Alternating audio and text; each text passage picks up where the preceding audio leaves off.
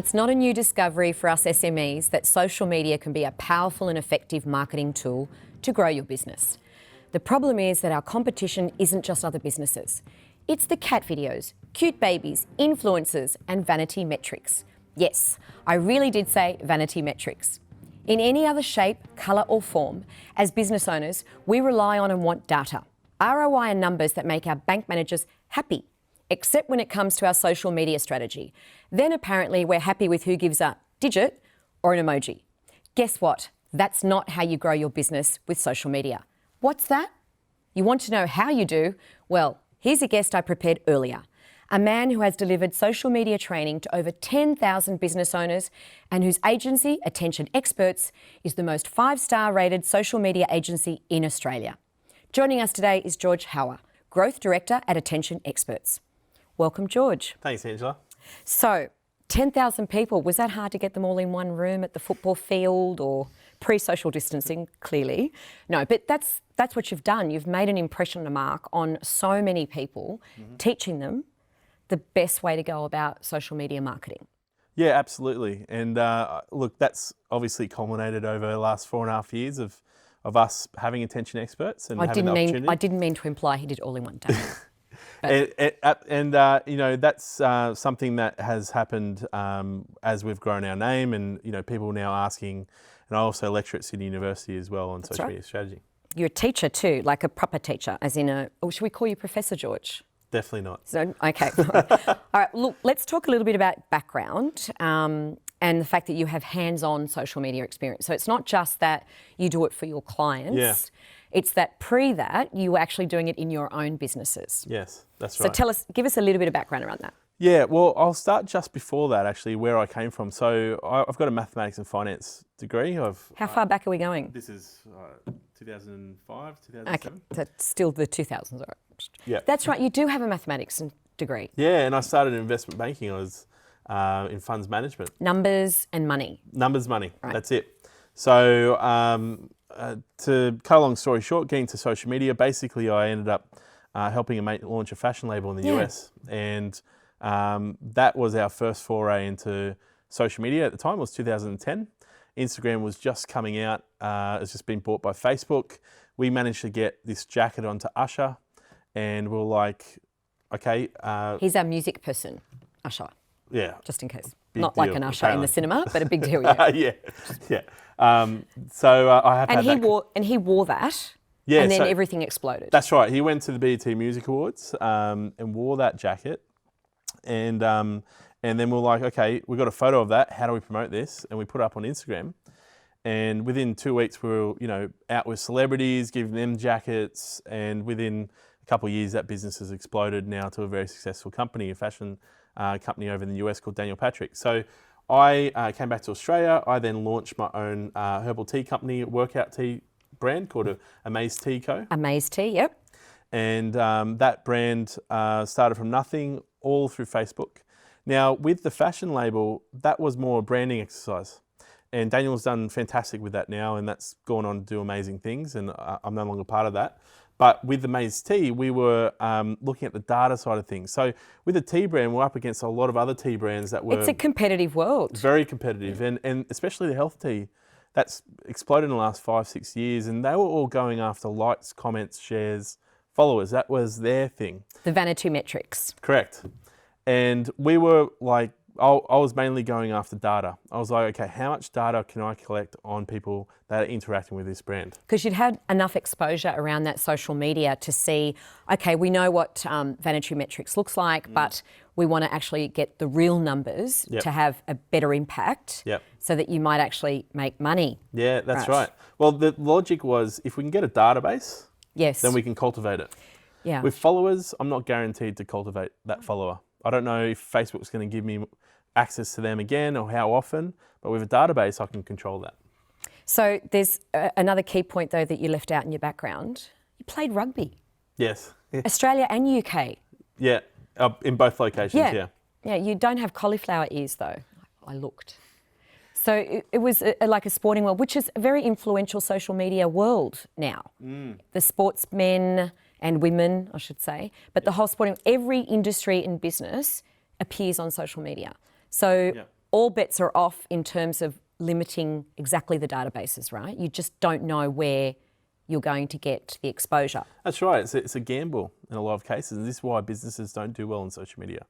They're gambling every time they put out a piece of content. Who's going to see that? So are we saying that most businesses don't do well on social? Is I would say 95%. See, that's a big chunk of us wasting a lot of time, right? Yeah. Because some of us spend hours every day, many days a week, if not 7 days a week, because it's always on. It's not that we're wasting our time, but we're just not getting a lot out of it, or what we think we're not getting out of it. Yeah. Look, my experience has been, and sitting down with in-house teams, both from multinationals down to small businesses, most of them don't know what they're doing with it, and they're trying, and it's like they're running on a treadmill.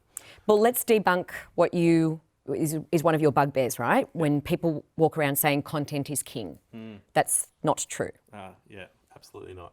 Data's king. Data is king. Or queen. I had to do that one. But that's the difference, right? Is that where we are not understanding the return on investment? Is that where we're wasting our time trying to pin all our hope on the content? Correct. People get so worked up on their content. But you need to have good content. You got to have good content, absolutely. But like, social media is a story, right? And it's sort of, you're not creating a billboard itself. Yeah, that needs to be perfect. But social media posts, there's hundreds that you're putting out in a year. Yeah. So every single one doesn't have to be perfect. You just need to communicate to begin with, and then let the data guide you on what the market wants to communicate. All right. So can you give us an example, a real life or thereabouts example of how that takes place, that journey? Yeah. Okay. So I can give a client case study. One of our clients, Jingle Bell Gin, right? Their new product. Novelty.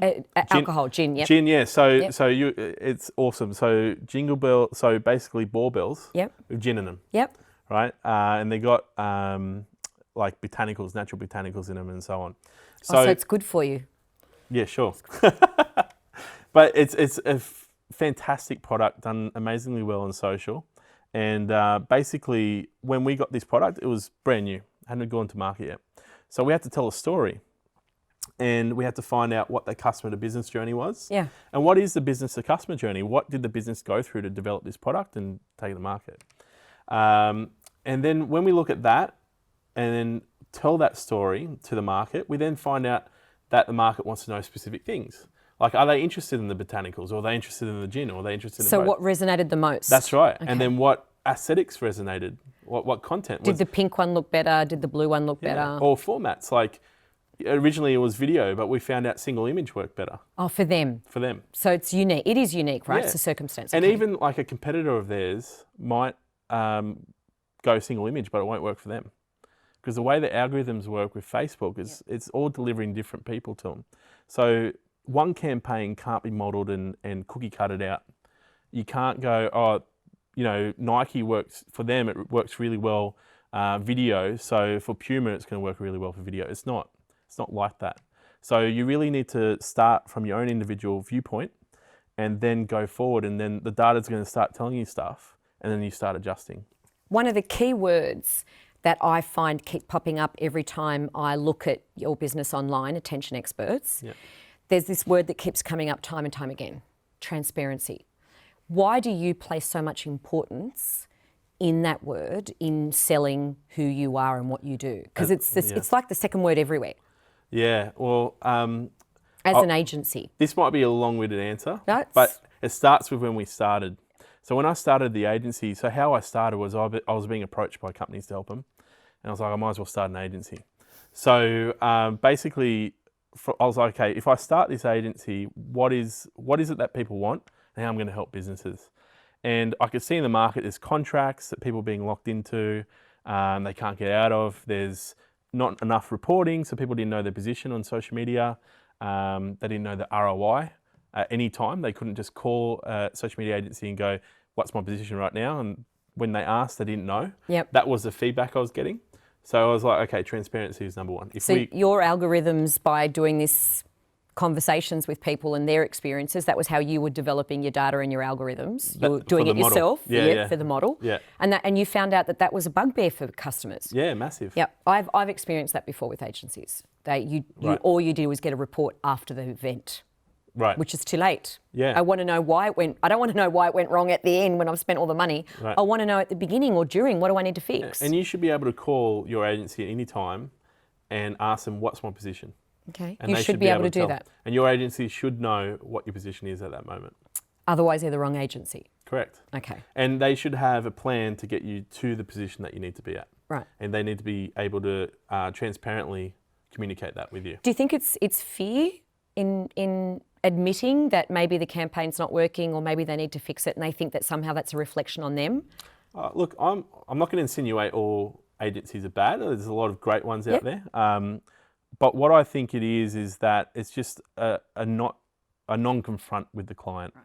So they're not confronting possibly some of the issues that the client would have and what the client actually wants. Because in our industry, in social media particularly, it's mainly creatives.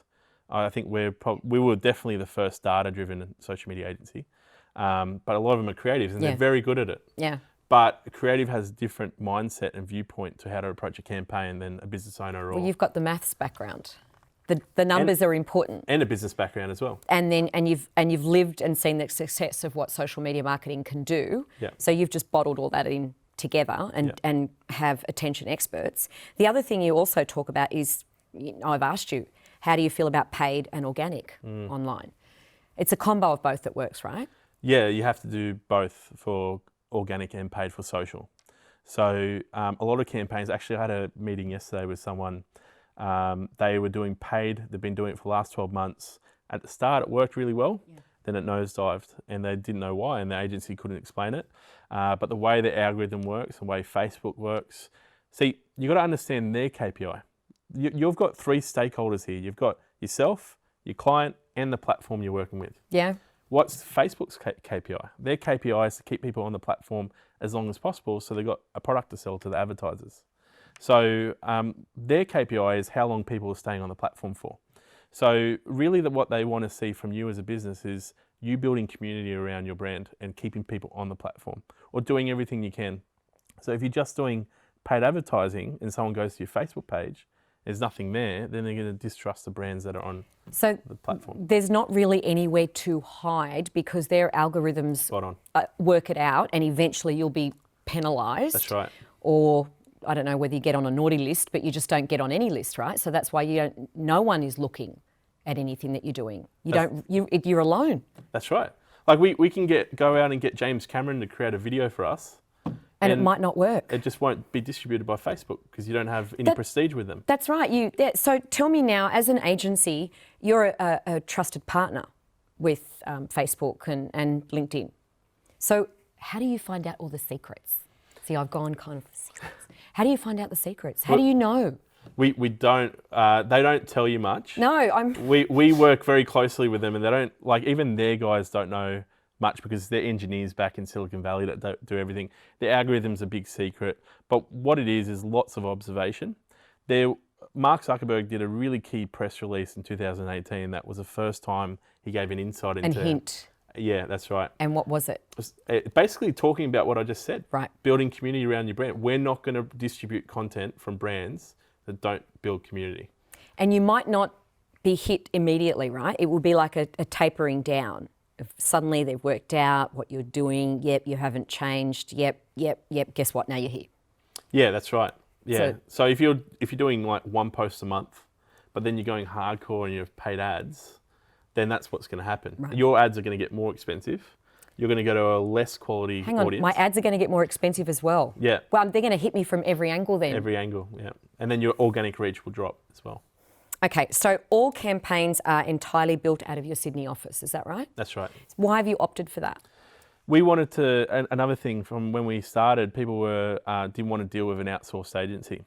So we made sure that everything we do is local. Yep. And if someone wants to bop us on the head because we've done a bad job, they can come in and do that. If they want to congratulate us, they can do that. And also, with social media, you really need to know the personality of the people you're working with. So you can't do that from 4,000 kilometres away. Yeah. In a different time zone. That's right. So, as well. Okay, so just to keep the algorithms happy, we hope that you've subscribed, but stay wherever you are watching this particular piece on whichever platform. Have a look around, check out our other posts as well. Thank you very much, Piedmont Studio. You make us look and sound good. To the SMEA Association, we appreciate your support. Legend. And one more thing, if you have any tips, trips, comments, stories, you can send them straight to me, news@smea.org.au, and we are across all the socials. Remember, stay on this platform. Thank you so much. Thank you, George. No problem.